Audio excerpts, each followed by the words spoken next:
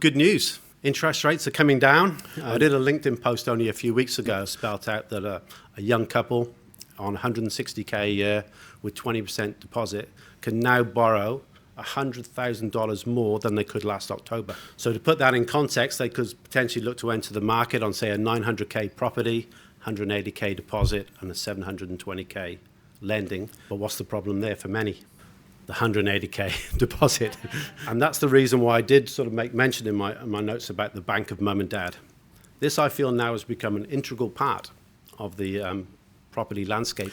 I've been at Trilogy now for 3.5 years, and I've looked back, and in that time, 80% of first-time buyers that I've dealt with have had some support from a parent or a grandparent. Most of that time, especially if the child buys under their own name only, that comes in form of a gift.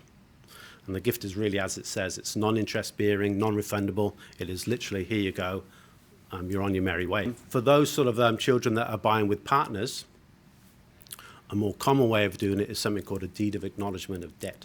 The banks view that the same as a gift. In their eyes, it's exactly the same. But for the person providing the gift, it just adds another layer of protection for that money should things maybe not quite work out between their child and their partner. And of course, leveraging off their own property is another really common way that parents these days really do help their children.